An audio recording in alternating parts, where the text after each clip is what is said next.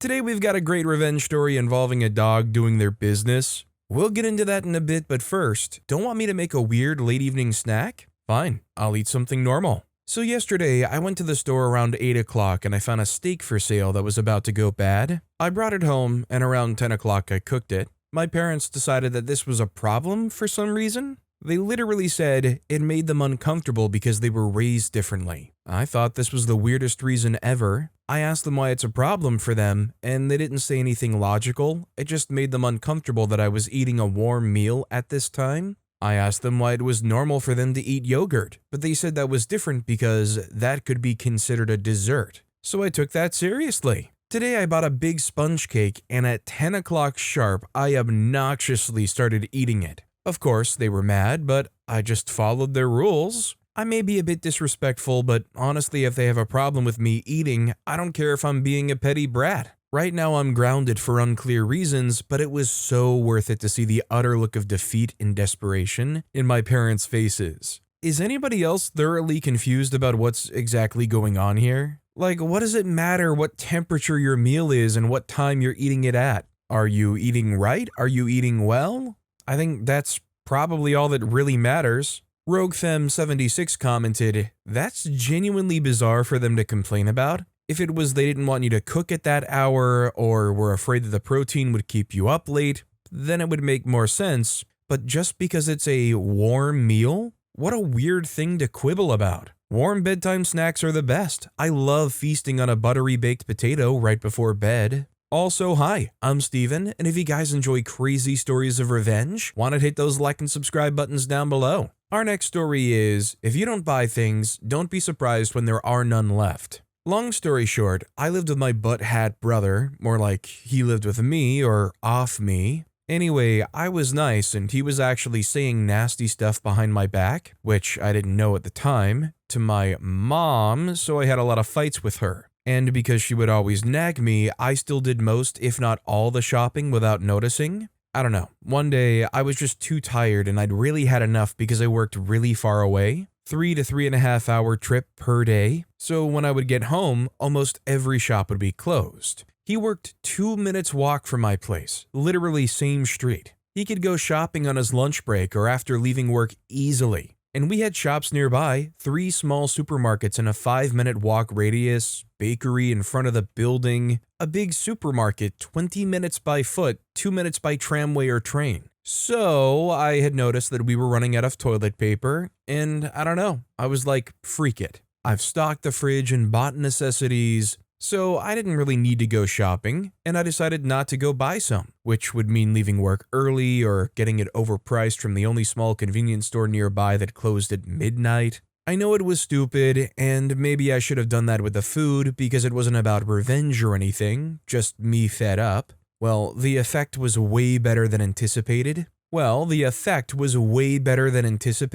had a friend visiting for the weekend, and of course, why would he inform me? So I didn't know. The guy is in the toilet, calls my brother to say, "Where do you put the toilet paper?" My brother says, "Where is the toilet paper?" I reply, "Why do you ask me? The toilet paper's always been in the bathroom. It should be in there. If it's not in there, that means there is none." Normally I would get embarrassed, but it was just hilarious. He was furious. I pretended I didn't know anything. He had to go buy some in a hurry. His friend was embarrassed. It's stupid, but man, did the friend pick the right time to come visit. If there was ever a situation where I feel like you learn a lot about a friend and who they are, it would probably be one where they invite you over and you go to the bathroom and mid-process, you find out they just don't have toilet paper. They don't know where it is, they don't know why it's unaccounted for, they just don't have it and they haven't noticed. Would you not have a very firm newfound opinion about that friend?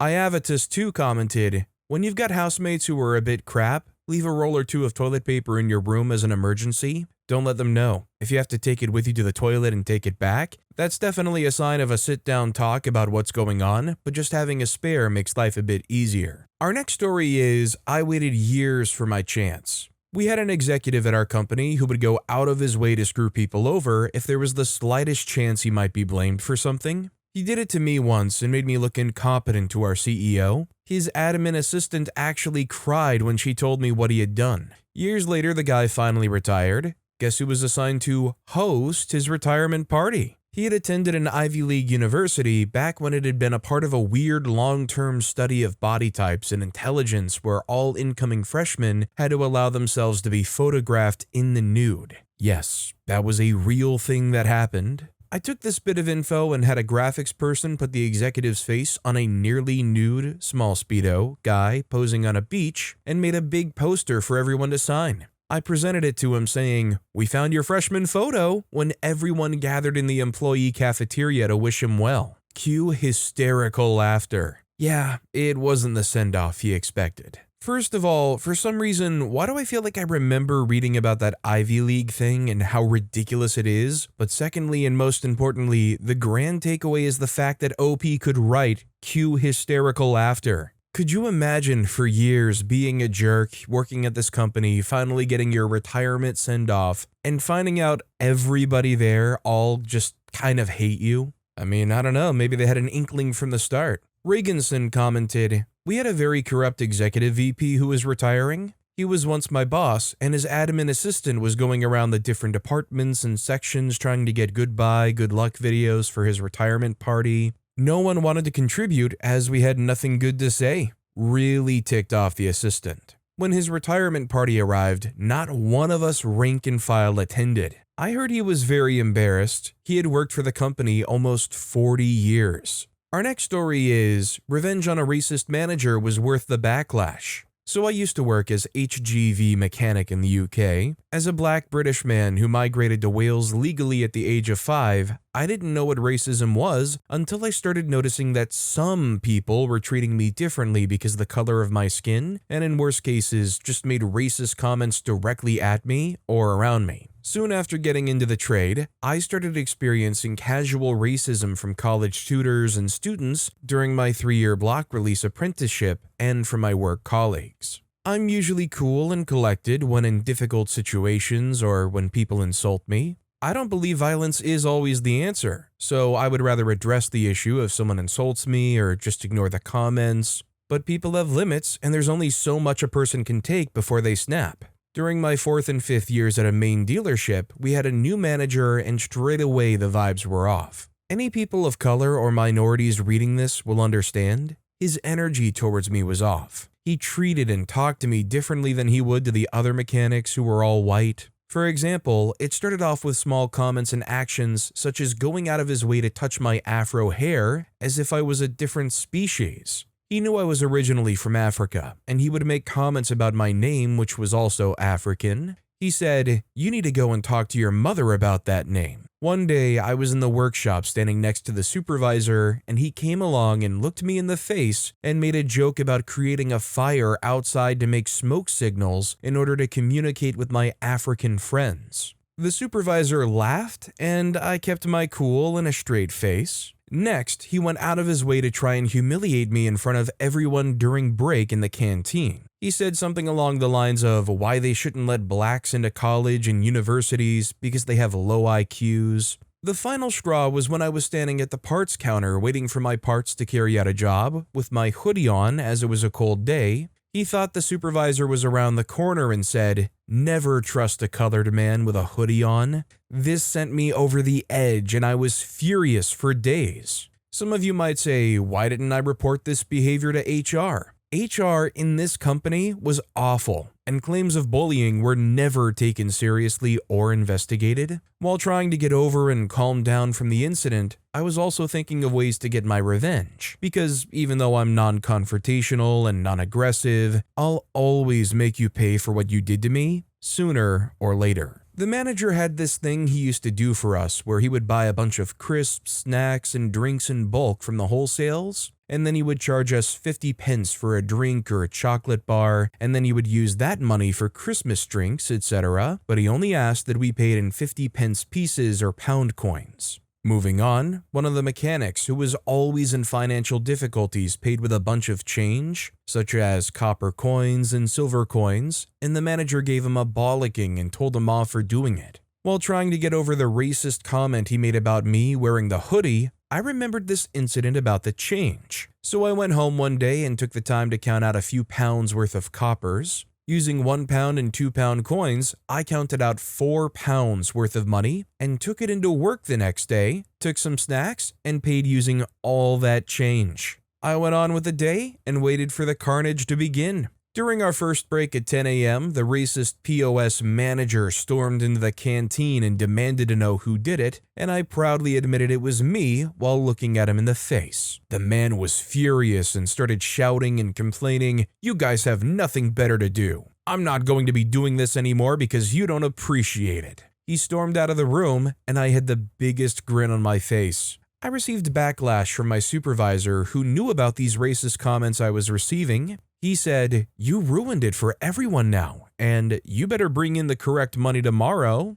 In conclusion, I left the company soon after because I fell out with most of the people there due to not being a sheep and not being part of the work clique. I believe I was being treated differently and unfairly. The racist manager was sacked from the job, but he was told to resign instead so it would save him the embarrassment. Just to add some insult to injury, I refused to accept the food he bought for the whole team on his final day by not going into the canteen while they were all in there. I just worked through my break. He even had the audacity to come over to me and told me to behave myself while he was gone. Maybe he expected me to reach out for a handshake, but I didn't even say anything to him or show him any attention. I hope you enjoyed this story, even though it's not that petty, but I myself think it's hilarious every time I think about it. And remember guys, don't let people treat you like crap and get away with it. Everyone deserves a decent level of respect, no matter what race, religion, gender you are, or if you have a disability. Let me know your thoughts. In a situation like this, where HR isn't even doing anything themselves, I guess if you wanted to escalate it and go another step above, it would be like legal action, although this did take place in the UK and I have no idea how it works there. I mean, what can you do if somebody, and especially like a supervisor, is being blatantly racist to you, and HR is more than happy to just look the other way and ignore it? 128CS commented, "I'm sorry you had to put up with such a butt. I feel like younger people today are less shy about calling out racial microaggressions, but we have a long ways to go. Petty is absolutely the way to go with a power dynamic like this, where you're just expected to put up with this from a boss. May you always have the correct change and neat crisp bills, and may your ex-boss always get handed the copper coins or sweaty underpants money." Our next story is, "That's not weed, dude." I had a roommate that loved weed as much as I did. I'd always tell him if he wanted to smoke my stash while I was out, he could, just ask me first. He never asked. Didn't bother me really since it was usually a super small amount, but I could still see an opportunity to enact some petty revenge. I was leaving for vacation for a month and I left my cat's little baggie of catnip next on my desk right next to my bong with an old bowl in it that I never used anymore and my tray. I came home and saw the bag was a lot lighter. He came into my room to ask about the trip, and I just held up the bag and asked if he had smoked it. He sheepishly admits he smoked a little. I tell him what it was, and he doesn't believe me till I make him really smell it. He's kind of in shock that he smoked catnip and couldn't tell, but also laughing about it. Then I let him know I left it out knowing he would smoke it. He sort of slowly stops laughing and tries to tell me that that's freaked up to set him up like that, but I reminded him that if he had simply asked, I would have told him not to smoke catnip. In the end, he doesn't hold it against me and admitted he was in the wrong for taking it. We look back on it fondly now. He continued to never ask permission, but I bet he always smell checked it. "Dude, what are you doing with that bag?" "Listen, man, I just have to make sure it's not catnip. I got burned on this once already." To be fair, if I was OP, I'd be asking him, "Well, be honest, how was it? Are the cats onto something?" Sapper Blogs commented, "Living in a rural Australian town in the 90s, my younger sister, around 16 years old at the time, once had a guy, around 19 years old, steal weed from her. He literally snuck into her room, found her stash, and took a few buds when he was visiting with some other friends. She knew it was him, the other friends told her, but he swore he didn't do it. A few months later, there was a weed drought, which happened every Christmas for various reasons. This same guy came up to my sister on the street asking her if she could get any before Christmas. She told him no, but he persisted and said that he could pay double, so she said that the only stuff she had was already chopped up and mixed with tobacco. He said that was fine, he would pay double for that. My sister ended up selling the dumb idiot a 1-gram mix of tobacco and dried oregano for $50 for him to smoke at Christmas. I'm not sure if he's just very stupid or if he knew what had happened and was too embarrassed to admit it, but when I saw him early in the new year, he told me that was some really good crap she'd sold him. I told him I could get him some more if he wanted, but he insisted it was too strong for him and passed. Our next story is, entitled Lady Refuses to Pick Up Dog Poop After Her Dog Craps in People's Yards. I accept her challenge. I live in a fairly large city with a lot of good, respectful dog owners, but every so often we get people, especially right after the pandemic when everyone apparently decided they needed to get a dog instead of doing a sourdough starter bread project, that are frankly jerks about picking up after their pups. I have a security cam that faces the area where people like to let their dogs pee. I'm never around at that time of day, but I can see who's letting their dogs do what in my yard at all times. One lady let her dog crap in the sidewalk area of the yard every day, never picked it up. I posted on the neighborhood network, no response. Signs asking people to pick up the dog crap did nothing. My neighbor saying, "Hey, pick up your dog's crap, lady," did nothing. She still let her dog crap in my yard right in front of my wife's car every day like clockwork. She told my neighbor once that she didn't have time because she had to walk her dog before she went to work. My neighbor said, "That's super rude not to pick up after your dog." She said, "What are you going to do about it?" and walked off. My neighbor, being the kind woman she is, picked up the dog poop and threw it away for me. And then she told me later that day about Pooper Lady and her very rude interaction. Now, we had a dog not too long ago, which is sort of an understatement. We had a 250-pound doofus Maximus who loved people, loved dogs, loved cats, loved kids. He was super friendly to everyone, and we left a doggy treat library up in his memory when he passed 2 years ago of old age. His passing broke me, but the one thing I learned is exactly how horrible our yard was even before a human-sized dog used it as a lavatory every day. I've spent some time fixing the lawn by replacing the grass with nitrogen-absorbing plants like microclover and other xeriscape lawn replacement plants that are highly resistant to dog urine, because we do intend to get another dog someday. My old boy, when he crapped in the yard, took massive dumps that would reach 5 to 6 inches in height if he stayed in one place. I had a scoop shovel and a 14-gallon bucket half filled with sawdust like an elephant trainer and would go around the yard every day to pick it all up. When we went for walks, even when he was a wee 90-pound puppy at 4 months old, I took grocery bags with plenty of poop bags with me on walks because he would poop multiple times, and I preferred not to have our neighbors think a homeless person pooped in their lawn after we went by. When he passed, I put a little free dog treat library along with free poop bags for the local pups and their parents because, well, we had a supply. He ate as much food a day as the average teenage boy and loved donuts as much as Homer Simpson. Asparagus, oranges, and the doggy bits from steak? Oh yeah. Plus, a dog treat the size of a hand was just normal sized for him. The upshot is that what we have on hand when he passed is roughly 8 times the normal amount a dog parent would have,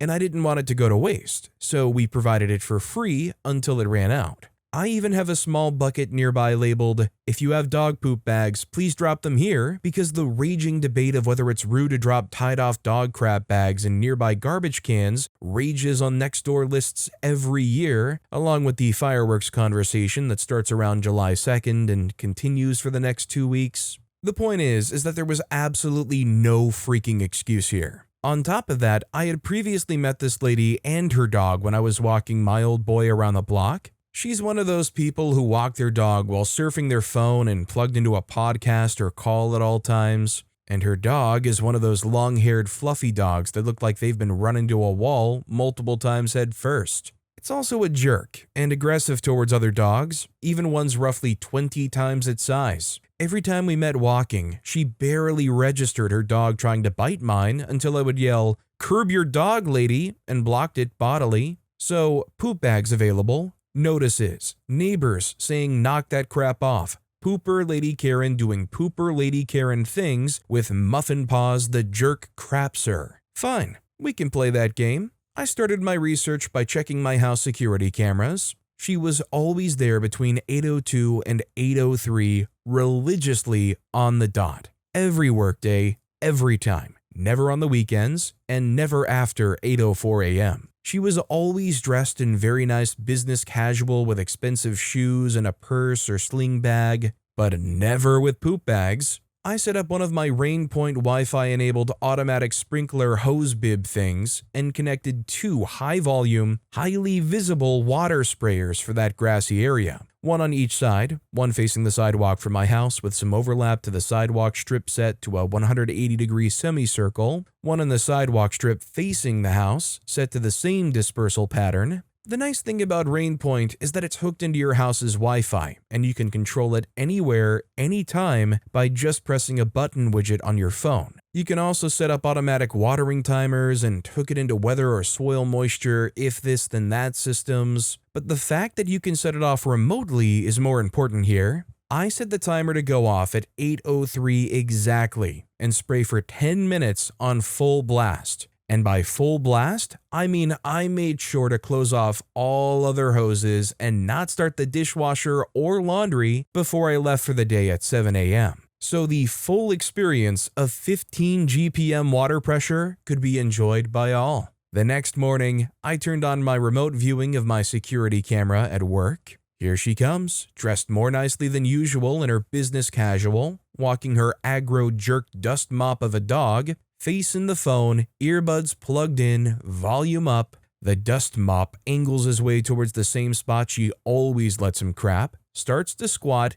and then dual sprays of ice cold water catch her dog in the face and her at the waist. Full blast. The one from the house started first. The one on the sidewalk strip started 10 seconds later. She stood there screaming on the security cam for 30 seconds and then stormed across the grass to pick up her dog, who at this point has been turned from a fluffy ball of perfectly groomed dog to a filthy wet mop with extra dirt and powdered steer manure compost. And as she turns to storm away with her dog, she slips on the fresh dog poo that her dog had just dropped, and that now was getting sprayed with water at 15 GPM. She lands on the fresh micro clover that had been lovingly fertilized with composted steer manure from our family farm the day before, so she doesn't get injured. But when she gets up, her very expensive business casual outfit is caked with dog crap, fresh green stains, and steer manure. Karen exits stage left, screaming. I start laughing so hard, my boss has to come out to ask what's the matter. I kept a Nextdoor tab up in my browser all day to check for new posts for my specific neighborhood with keywords. I was not disappointed. About an hour later, I saw a Nextdoor post talking about how horrible people start their watering during the time people are walking their dogs. Yep, it's her. Someone replies to her thread saying, maybe just walk a different way? Or go a little later? You don't understand. My dog is soaking wet and it ruined his grooming session for the week. Now I have to get him in and get him cleaned up after work. Well, thank you for the heads up, pooper lady. The next morning, I tuned into my security cam at work and had the smart timer widget up. I tested it the day before remotely and made sure the lag time was minimal on both the camera and the sprinklers. Sure enough, here comes the pooper and his mistress right on time. She's dressed up in business wear, complete with heels and a full suit today, which, might be a bad choice. To her credit, she is a bit leery of the yard, but she's checking her watch and watching the sprinkler. The dog starts to squat right at 8:26 a.m. I hit the button. My security camera is about 30 feet away behind triple pane glass windows inside a house we did extra insulation on this last spring. It has a crap microphone that barely picks up anything. I could hear her scream of rage like a pair of wild foxes in heat running 2 feet from my head. Her dog was turned from a fluff ball to a wet mop once more. But this time, he was still mid-crap, so when she physically grabbed him, I could see her trying desperately to avoid the aerial crap torpedoes pooping out and flying into the air all over the sidewalk and the walkway to the street. Her phone clatters to the ground, she breaks a heel, stumbling over, and one final doggy turd flies up into the air, executes a perfect 360 double pike, and lands on her blouse. The next day was a Thursday. I popped my browser tab open and lay in wait. I watch as Pooper Lady comes down the street, absorbed in her phone, dragging her mop of a dog along behind her. When they get to my house, the dog stops and will not go any further. I see her turn and tug at his leash. He refuses. She stops. She looks at the area of the yard where my sprinklers are set up. She looks at him, she pulls at his leash again, and they begin walking towards the same area once more. And just before they get to the outside edges of my property,